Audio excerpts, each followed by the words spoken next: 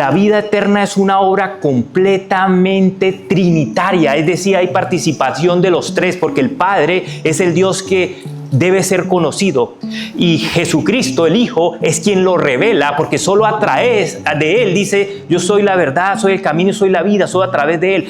Pero el Espíritu Santo es quien abre nuestros ojos para poder verlo. Sin Él, el Espíritu Santo, no habría posibilidad de nosotros ver a Jesucristo, que es Dios revelado, ¿verdad?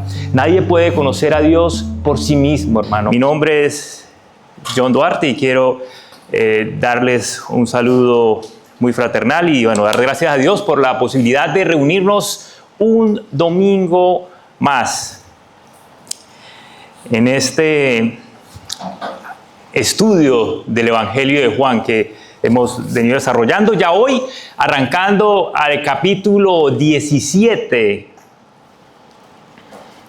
Y me gustaría que iniciáramos, antes de entrar de lleno a este Evangelio de Juan en el capítulo 17, hacerles una pregunta. Quisiera que pensáramos en esto. ¿Dónde se ve la gloria de Dios? Quiero que piense en eso. No me responda a viva voz. Mentalmente usted allí en su cabecita, interiormente, pregúntese, ¿dónde se ve la gloria de Dios hoy en día? Si somos honestos, muchos pensaríamos que la gloria de Dios, o dígame si usted tal vez lo está pensando ahora, solo la vemos cuando vemos una sanidad inesperada, extraordinaria, ¿verdad? Es decir, un milagro evidente allí que se sanó, al parecer, por un milagro maravilloso. Ahí creemos, tal vez, o pensamos que se ve la gloria de Dios. O tal vez cuando has estado orando por algo y ves una respuesta extraordinaria de Dios a esa oración. Ahí tal vez estás pensando que sea otro escenario donde podemos ver la gloria de Dios.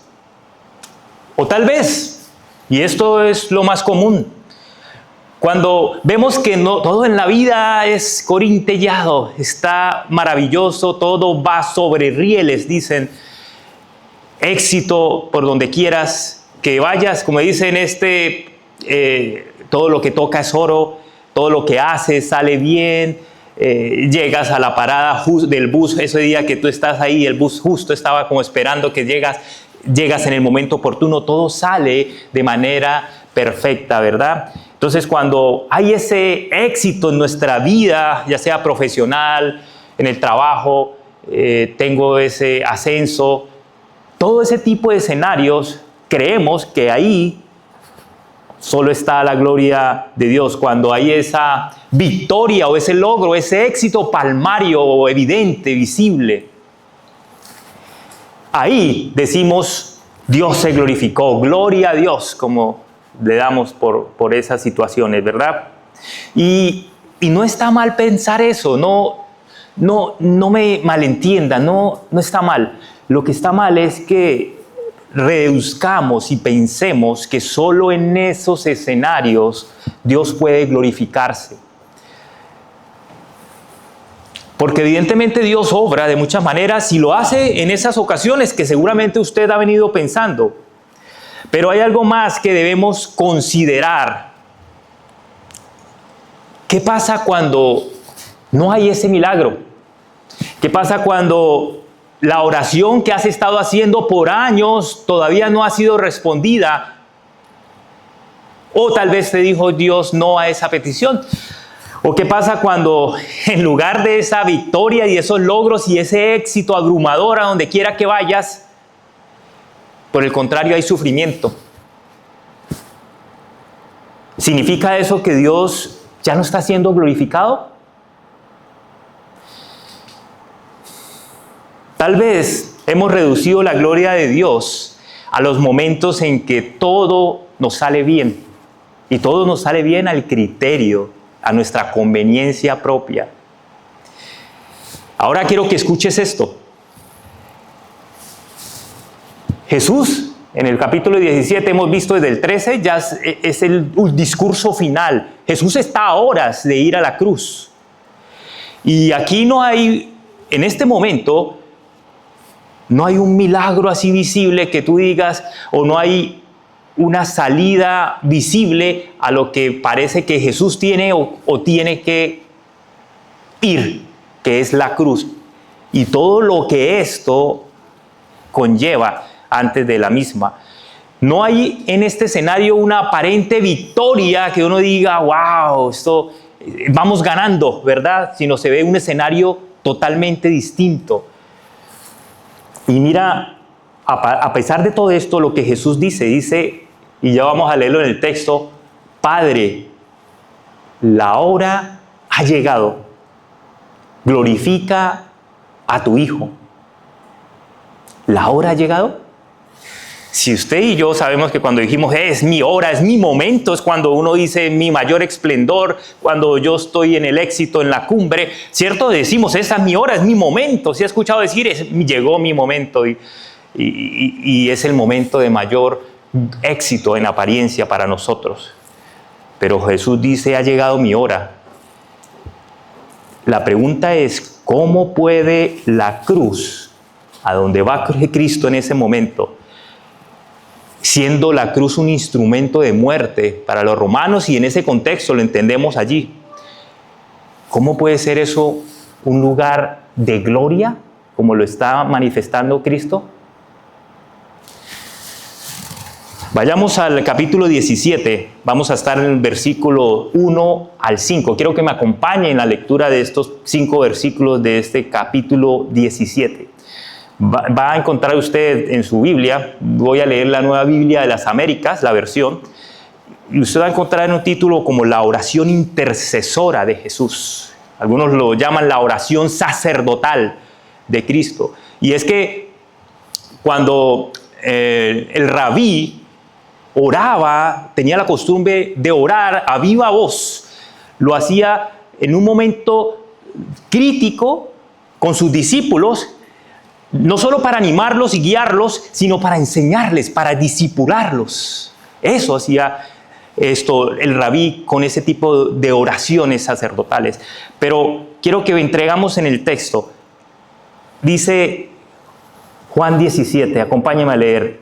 Estas cosas habló Jesús, y alzando los ojos al cielo dijo, Padre, la hora ha llegado. Glorifica a tu Hijo, para que el Hijo te glorifique a ti. Por cuanto le diste autoridad sobre todo ser humano, para que Él dé vida eterna a todos los que les has dado. Y esta es la vida eterna, que te conozcan a ti, el único Dios verdadero, y a Jesucristo, a quien has enviado. Yo te glorificaré en la tierra, habiendo terminado la obra que me diste que hiciera. Y ahora, glorifícame tú, Padre, junto a ti, con la gloria que tenía contigo, antes que el mundo existiera. Oremos. Padre bueno, te damos gracias. Gracias, Señor, gracias por tu amor, por el cuidado que tienes con nosotros. Señor, gracias por la posibilidad de predicar libremente y exponer y reunirnos a estudiar, a escuchar, a meditar en tu palabra, Señor. Permítenos, Señor, por el poder de tu Espíritu Santo, poder expresar y transmitir el mensaje tuyo de manera fiel, Señor, pero también escucharlo y recibirlo de manera adecuada para poder ser transformados por el poder de tu Espíritu, Señor. Permítenos reflexionar sobre esa hora, sobre ese momento, pero sobre todo tener conciencia de la verdadera definición del alcance de la gloria de Dios y cómo a través de nuestras vidas podemos experimentar y ser instrumentos que glorifiquen de manera efectiva en toda la dimensión y esplendor de tu gloria, de tu majestuosa gloria. En el nombre poderoso de tu Hijo Jesucristo, Te damos gracias y oramos. Amén y amén. Hermanos, este es el texto que tenemos por delante, capítulo 17, primeros versículos, y si nosotros nos detenemos y lo escuchamos con atención, aquí hay una pregunta que sigue resonando. En términos legales, los abogados, cuando analizamos jurisprudencia, hay un término que se llama el problema jurídico, y es aquello que el abogado debe determinar cuál es esa cuestión legal a resolver. Es esa pregunta que en el texto y en la jurisprudencia hay que plantearse para luego con los argumentos intentar resolver. Aquí la pregunta de este texto, la pregunta, la cuestión importante a resolver, o el tema central que deberíamos hacernos es: ¿dónde se ve realmente la gloria de Dios? Porque aquí no vemos un milagro espectacular, como lo mencionaba en un principio, no vemos que la multitud está celebrando, no vemos una alegría desbordante, ni una victoria visible en apariencia, ¿verdad? Vemos a Cristo a punto de ir a la cruz, y ya les mencioné qué significa esto de ir a la cruz. Y aún así, lo primero que dice es: Padre, la hora ha llegado. Y eso nos lleva a la primera verdad, que es el primero de los 3 puntos que vamos a desarrollar aquí. Y el primer punto es: la gloria de Dios no se ve en el poder visible, sino en la cruz. Y esto es completamente contrario a lo que el mundo piensa, o incluso a nuestra manera de pensar. Si usted y yo tal vez, y haciendo un ejercicio de ilustración, tal vez nosotros hubiéramos escrito la historia, habríamos puesto otro escenario, es decir, la gloria la hubiéramos puesto en un momento de triunfo, de victoria, de un reconocimiento público alto. La hubiéramos descrito en otros términos, pero no en estos términos donde genera totalmente confusión. Tal fue la confusión y el entendimiento y el no entendimiento era que los discípulos se asustaron, se agruparon y se escondieron, y uno incluso lo negó 3 veces después de haberle jurado amor eterno. Pero Dios hace todo lo opuesto, ¿verdad? Coloca su gloria en el momento más oscuro. Y permítame ser reiterativo en esto, porque es que es importante acabar ese estigma, o tal vez ese pensamiento de que tenemos que lo glorioso es ese éxito y de todo esto que acabo de describir como introducción. Pero aquí vemos el otro lado, que también hace parte de la gloria de Dios. Jesús dice: Padre, la hora ha llegado. Él no dice: la tragedia ha llegado, el fracaso ha llegado, como a veces nosotros tal vez podemos asumir en ciertas situaciones de dificultad. Él dice: la hora ha llegado. Y esta hora fue planeada desde mucho antes de la eternidad. Esto fue anunciado a lo largo de todo el Antiguo Testamento. Desde hace mucho tiempo estábamos esperando este momento majestuoso realmente, pero en apariencia oscuro en este contexto. Este era el momento esperado, era la hora para el cual, recuerde usted que en el mismo Juan, capítulo 2, cuando María, su madre, le pide que convierta el agua, el vino en la fiesta, él dice: pero mi hora no ha llegado, y se refiere a eso en todo su ministerio, ¿verdad? Y más adelante, también en 2 ocasiones, cuando los griegos van a consultar, habla: mi hora ha llegado. Y cuando empieza el discurso, mi hora, porque él tenía claro cuál era la cúspide de su ministerio, su propósito. La hora ha llegado y todo apunta a ese momento. Y esto nos invita tal vez a entender y a concluir que la cruz no es el peor momento de la historia. Aunque para los romanos y para aquellos era un instrumento de maldición, de castigar, y era el peor escenario tal vez que podía exhibirse en ese momento, es el momento más importante del plan de Dios, la cruz. Y esto es como aquella... Me gusta la ilustración de la semilla, ¿no? Ustedes saben ahora en la primavera, ¿no? Que empieza a verse bonito y nos gusta ver la semilla, pero la semilla necesita caer sobre tierra, dentro de tierra y a veces estar bien enterrada para morir y dar vida. Pero para poder dar vida, en apariencia enterrada, dice uno, pero a veces nosotros nos encontramos en situaciones así, ¿no? Donde estamos enterrados en diferentes situaciones de nuestra vida y pareciera que no hay salida y que no estamos progresando, sino retrocediendo. Y muchas veces la gente nos ve en esas situaciones de entierro sin ver realmente lo que está sucediendo, sin ver que podemos dar vuelta a la situación que estamos viendo con una perspectiva diferente. Y fue lo que estaba pasándole a Cristo en ese momento. Como la semilla enterrada, se veía que Cristo, el panorama no era adecuado, iba a ser arrestado, fue maltratado, golpeado e iba a ser crucificado. Eso no parecía alentador ni muestras de triunfo, ¿verdad? Desde afuera esto parece una pérdida total, pero en realidad es vida lo que estaba haciendo Cristo. Vida porque iba a resucitar. Y no solo eso, sino a través de ese sacrificio que Cristo iba a hacer en ese momento en la cruz. Iba a dar vida, como lo dice el capítulo de Juan, a todos los que le fue dado por el Padre. Vida eterna.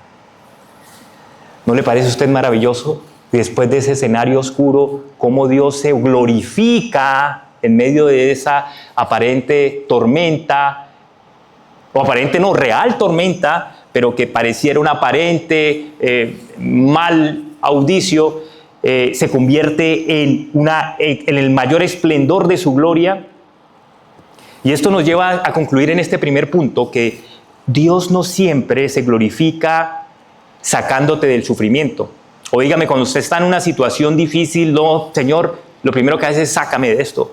Tú no quieres seguir sufriendo allí. Y no se trata aquí que seamos masoquistas. No. Uno lo que pide es porque es natural. La naturaleza no quiere seguir sufrir en medio de una situación. Pero muchas veces Dios no se glorifica sacándonos de ese sufrimiento en una situación determinada, sino sosteniéndonos en Él. Ahora lo cantábamos, ¿verdad? Veíamos cómo cantábamos en algunas alabanzas, las primeras alabanzas, que ruge, ¿verdad? Ruge el Rey en medio de la tormenta, No dice que después de la tormenta, dice en medio de la tormenta y mantiene y Él es fiel. Qué bueno es saber que Él también se glorifica en medio del sufrimiento, sosteniéndonos, muchas veces no evitándolo. Pero este pasaje no solo redefine dónde vemos la gloria de Dios, sino también redefine cómo Dios ejerce su poder. Y este es el punto número 2. Es decir, que vemos en el versículo que Dios tiene poder, dice, no, pero ese poder que tiene, que le es dado sobre toda carne, dice el versículo, Jesús tiene autoridad, le diste autoridad sobre toda carne, dice otra versión, la nueva dice sobre todo ser humano. Pero ¿cómo ejerce ese poder Dios? Cristo, que tiene esa autoridad dada por Dios, Él no ejerce este poder o esta autoridad dada de una manera déspota o autoritaria, sino que a pesar de teniendo autoridad total sobre todo, es decir, sobre toda la creación, sobre todo hombre, sobre todo lo creado. Tal vez usted al escuchar esto y por la experiencia que tenemos aquí en el mundo, al escuchar la palabra autoridad, pensamos en cuando alguien ejerce autoridad, muchas veces la ejerce con dominio, con un control absoluto, la ejerce con imposición y muchas veces carente de justicia, de manera desproporcionada, ¿verdad? Pero el texto dice algo sorprendente: para que dé vida eterna. Es decir, que que Cristo no está usando su autoridad para imponer autoridad como tal, sino para dar vida. Y ya vamos a ver qué clase de vida, ¿verdad? Y esto es una expresión bastante interesante. Es la mayor demostración de poder de Cristo que podemos evidenciar en este pasaje. Porque no es que Cristo no pueda juzgarte. Él tiene ese derecho, por supuesto, sino que está decidiendo salvarte. Y esto, hermano, es una razón para la cual nosotros no podemos perder de vista y por la cual debemos vivir agradecidos con Dios diariamente. Y si no, es muy trillada esta ilustración, pero creo que se acerca mucho a tener la conciencia, y es la ilustración del juez, ¿verdad? Cuando estás ante el juez y ese juez tiene todas las pruebas contundentes y estás condenado y estás siendo acusado, y en justicia plena, porque merecíamos nosotros en nuestra condición de pecado la muerte. La paga del pecado es la muerte y estábamos condenados, no había manera. Pero es como si ese juez, en lugar de condenar, que es lo que debería hacer, lo que uno espera, que el juez condene al criminal y le dé lo que le corresponde. Esa es la justicia. La paga del pecado es la muerte, estamos condenados a morir. Pero en lugar de condenar, el juez se baja y toma el lugar del culpable. Y él recibe la completa ira de Dios allí en la cruz. Y fue tan difícil porque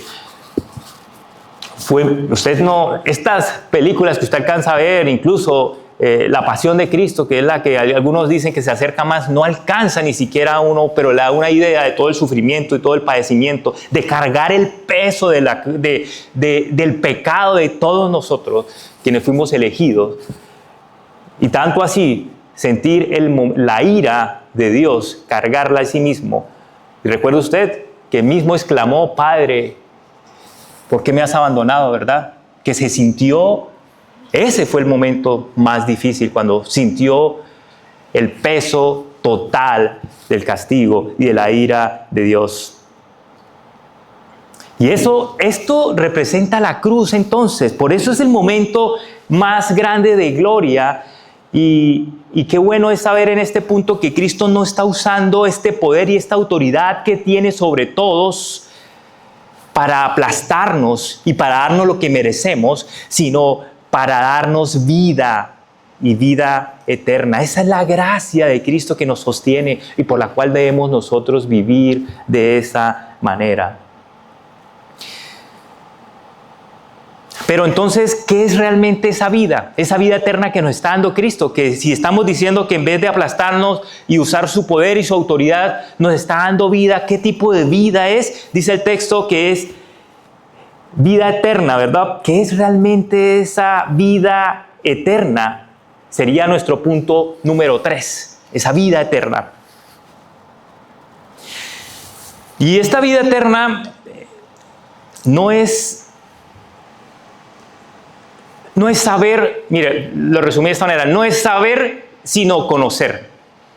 ¿Qué es esto? Porque aquí dice el texto que te conozcan, ¿verdad? Es decir, que esa vida eterna, dice el versículo 3, y esta es la vida eterna, que te conozcan a ti. No dice que sepan que tenga conocimiento de qué es, sino conocer implica algo más profundo, más íntimo. Es un tema relacional. La vida eterna es relacional y no es en términos de duración. Es decir, ¿por qué duración? Porque es que creemos, muchas veces, no sé si usted lo ha pasado, tal vez usted en algún momento cree que la vida eterna comienza solo hasta el momento que usted ya muere y ahí empieza la vida eterna. Pero realmente no podemos limitar el concepto de vida eterna en términos de tiempo, de duración. En primer lugar, porque recuerde que Dios no se mueve con él, no se limita o se puede encuadrar en el mismo tiempo de nosotros, en el cronos, sino en el kairos, que está fuera, por encima del tiempo, ¿verdad? Entonces la vida eterna no es duración, sino es relación. Tú puedes saber mucho de alguien, de mucha persona. Hoy en día, con el Internet, con la expansión del Internet y la información que está disponible para donde quiera, tú puedes tener mucha información. Incluso hay personas que a veces, hoy en día tú hablas con personas y conocen las estadísticas del deporte, por ejemplo, en la NBA, los jugadores, cuántos campeonatos, cuántas asistencias, cuántos tiros libres has tenido y se saben de memoria y conocen tienen información, tienen conocimiento, ¿verdad? De muchas cosas y pueden conocer de la vida de artistas o de personajes famosos, pero eso no significa, el hecho de que conozcan muchísimo de esas personas, no significa que al tener esa información, que los conozcan realmente. Esto es distinto, ¿me entienden el punto? Una cosa es conocer, tener información, saber algo de esta persona, pero otra cosa es conocerla. Y así también, hermano, es con Dios. Tú puedes estar viniendo a la iglesia, puedes saber mucha doctrina, puedes saber toda la doctrina de la gracia de memoria, tú puedes saber todo lo que se discutió en los primeros concilios, puedes hablar de Dios bastante y no conocerlo. La pregunta aquí es, ¿tienes conocimiento o tienes comunión con Dios? ¿Qué es lo que más tienes? Y ojo, yo no estoy diciendo que no sea importante que conozcamos y sepamos, sino la comunión, la relación.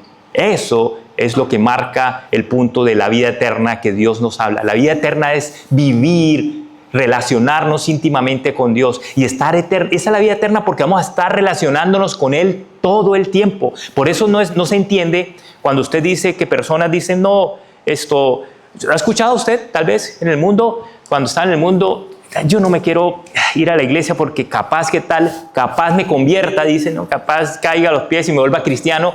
Y no, yo necesito vivir un poco más de cosas en la vida y después tal vez al final, tal vez antes de morirme, ojalá los 3 días antes de morirme, ojalá y si el Señor me pueda nacer de nuevo. Pero, o sea, está diciéndome que no vas a tener una relación durante 70, 80 años de vida que tengas, los años que vivas. No quisiste relacionarte con Dios, tener una relación con Dios y ahora sí la vas a querer tener en realidad, en la eternidad. No hace sentido, ¿verdad? No tiene sentido. No se trata entonces de saber, sino de conocer, de una comunión íntima. ¿Y cómo nos relacionamos con Dios íntimamente? Por supuesto, a través de la palabra, el conocimiento de la palabra, que es la expresión de su voluntad. Allí la encontramos mayoritariamente a través de la oración, en donde somos intencionales al relacionarnos con Él.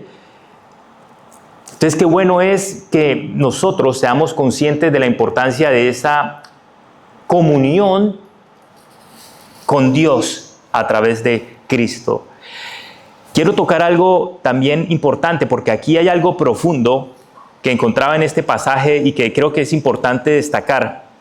Y aquí surge una pregunta bastante importante. Si usted ve en el pasaje, dice que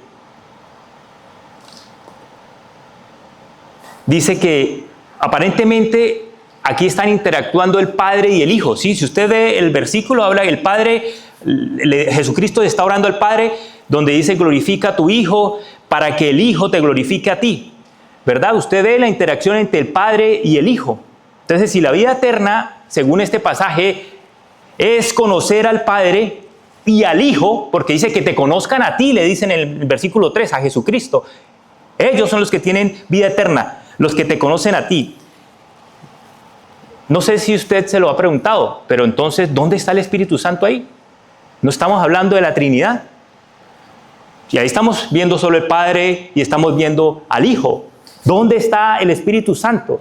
Y la respuesta realmente es profundamente hermosa. ¿Sabe por qué? Porque el Espíritu Santo está presente en la obra que nos permite conocer a Cristo. Porque es gracias al poder del Espíritu Santo que nosotros podemos ver esa revelación de Dios a través de Cristo. Porque la Escritura enseña que por nosotros mismos no entenderíamos las cosas de Dios, ¿verdad? Dice 1 Corintios 2:14. Si que acompáñenme allí, es muy conocido por ustedes. 1 Corintios 2:14.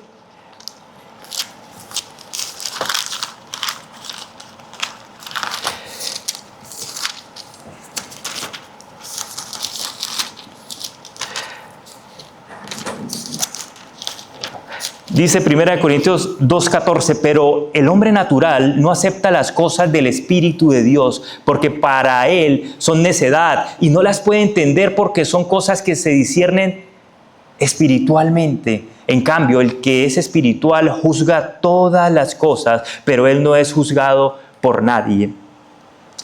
No vemos la gloria como deberíamos muchas veces. Y las personas que no tienen ese Espíritu Santo obrando entre ustedes, por más que quieran, no pueden verlo. Es una obra exclusiva del Espíritu Santo. Por eso no es mérito alguno de nosotros. Así que en Juan 16:14 Jesús dice que Él me glorificará. Antes, vemos en capítulos anteriores a este que Jesús se va a ir, pero va a dejar el Espíritu Santo, les está anunciando, ¿verdad? Entonces, realmente la vida eterna es una obra completamente trinitaria, es decir, hay participación de los tres, porque el Padre es el Dios que debe ser conocido y Jesucristo, el Hijo, es quien lo revela, porque solo a través de Él dice, yo soy la verdad, soy el camino y soy la vida, soy a través de Él. Pero el Espíritu Santo es quien abre nuestros ojos para poder verlo. Sin Él, el Espíritu Santo, no habría posibilidad de nosotros ver a Jesucristo, que es Dios revelado, ¿verdad? Nadie puede conocer a Dios por sí mismo, hermano.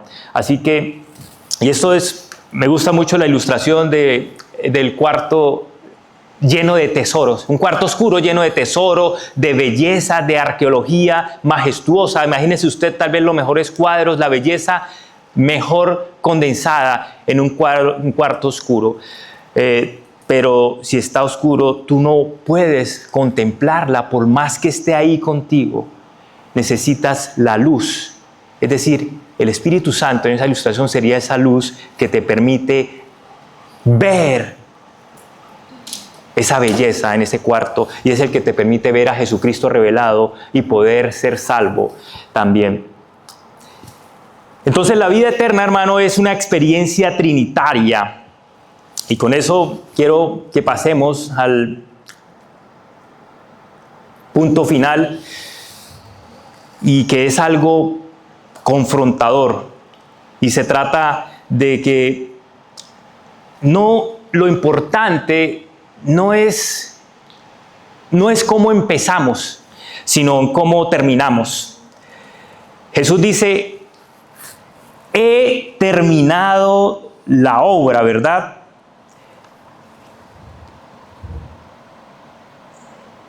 El versículo 4, yo te glorificaré en la tierra habiendo terminado la obra que me diste que hiciera.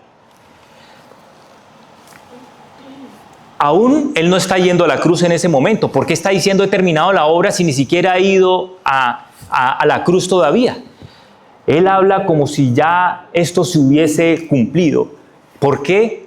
porque la obediencia de Cristo es obediencia perfecta. Y eso debería darnos una total tranquilidad. Es decir, Cristo no vino a intentar o a ver si podía salvarnos y estamos a la expectativa si lo lograba o no. No, esto ya se daba por hecho. Por eso cuando Él, y qué bueno cuando Él muere, dice, todo fue cumplido, ¿verdad? Tetelestai.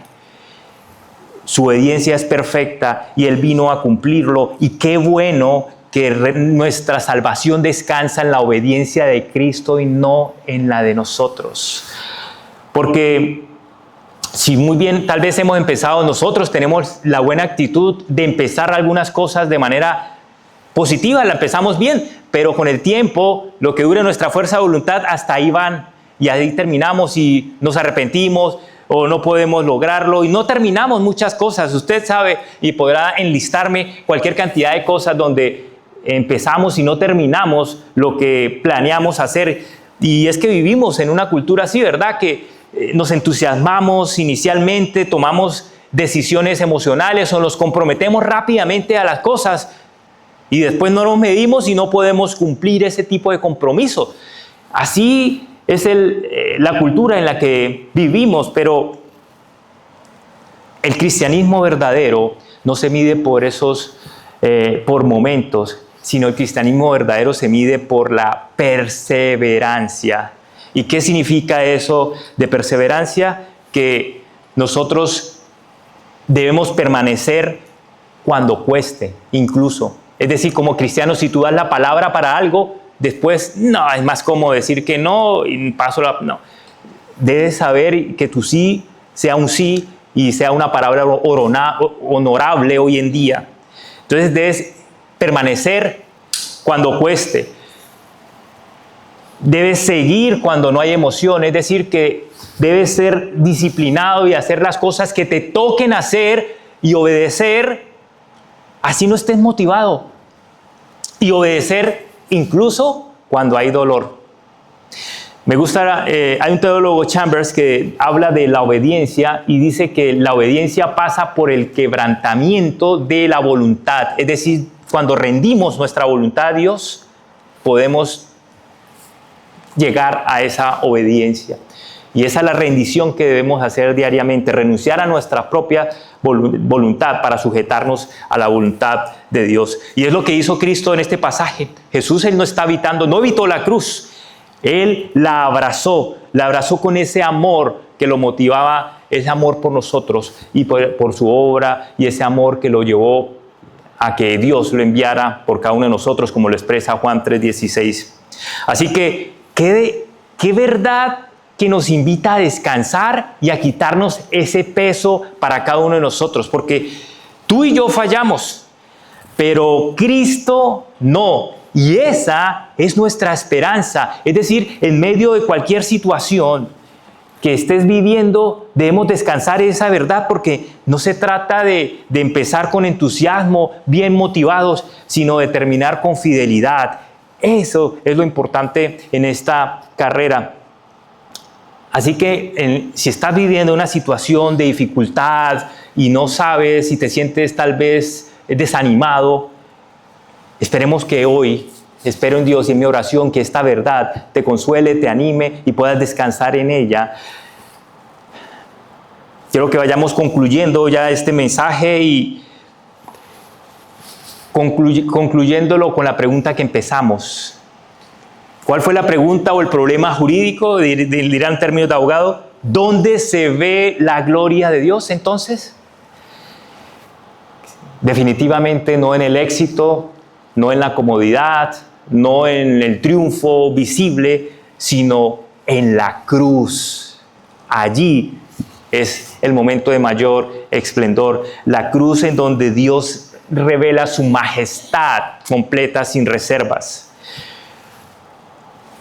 Hermano, este tema de la gloria de Dios es un tema muy común. Dirá usted, hermano, en la iglesia, usted ha escuchado muchos hermanos en la iglesia, gloria a Dios. Gloria es un tema, incluso a veces una frase muy trillada, pero muchas veces no somos conscientes de realmente el significado y la perspectiva de la gloria de Dios. Es decir, si usted, estoy seguro que si usted el miércoles, jueves que estuvimos en la reunión, que vimos un salmo muy lindo, el Salmo 19, justamente que analizábamos en ese salmo cómo desde la creación podemos contemplar la gloria de Dios. La gloria de Dios entendida como todas esas características que muestran el carácter de Dios, la majestuosidad. En la creación podemos evidenciar la gloria de Dios, en la palabra de Dios. Pero hoy estamos viendo que también en el sufrimiento estamos viendo esto. Pero ¿por qué lo digo que a veces se resiste un poco o se malentiende el término? Porque cuando hablamos de gloria de Dios, muchos, aunque saben que debemos vivir para la gloria de Dios, no viven en su vida esa realidad. Es decir, si yo el jueves hubiera dicho, la prédica va a ser sobre la gloria de Dios, muchos, la gloria de Dios, qué aburrido eso, o sea, y sea un poco honesto tal vez, porque muchos esperan predicaciones donde 10 pasos para salvar su matrimonio, 10 pasos para ser feliz, cómo salir de deudas. Esos son los temas que llenan iglesias, ¿verdad? La gloria de Dios el domingo. No, como que ese día es el partido de la final de no sé qué. Entonces, no, ¿por qué? Es que tal vez no tenemos la claridad de la dimensión de la gloria de Dios. Por eso es importante que descansar en esta verdad cuando exponemos la verdadera dimensión. Por supuesto, entendemos que nuestra limitación mental humana no podemos dimensionar en su totalidad la gloria de Dios. No lo podemos hacer. Pero podemos nosotros intencionalmente, a través de la comunión íntima con Cristo, ir acercándonos y ir en nuestro día a día, como lo decía el Salmo 19, en la creación, en su palabra, en la oración y en la comunión de la iglesia, experimentar y reconocer la gloria de Dios y ahí sí vivir fielmente para ella. Así que el llamado del día de hoy es: ¿vives para la gloria de Dios o para tu propia gloria? ¿Conoces a Cristo o solo sabes de Él y tienes información, tienes mucho conocimiento, eres una Biblia andante, pero no hay comunión con Él? Y finalmente, ¿descansas en su obra o en la tuya, en lo que tú puedas hacer, en esperar que todo sea un Dios trabajando para tus planes y no un siervo que fue comprado con la sangre de Cristo en la cruz para vivir para la gloria y para los propósitos de Dios? La gloria que Cristo pidió, esa es la gloria que Él alcanzó. Y es la misma que hoy te llama a rendirte a sus pies. Vamos a orar. Señor, te pedimos que seas tú abriendo hoy nuestros ojos para poder ver tu gloria, donde el mundo no la ve, Señor. Por favor, llévanos a conocer verdaderamente a Cristo, no solo con nuestra mente, sino con el corazón, Señor, con una relación, con una comunión, una relación íntima, personal contigo, Cristo. Enséñanos, Padre, a vivir para tu gloria, no para la nuestra. Y danos la gracia, Señor, la gracia para poder permanecer fieles hasta el final, descansando siempre en la obra perfecta de Cristo. Señor, te lo pedimos por el poder de tu Espíritu Santo que obra en nosotros. Amén y amén.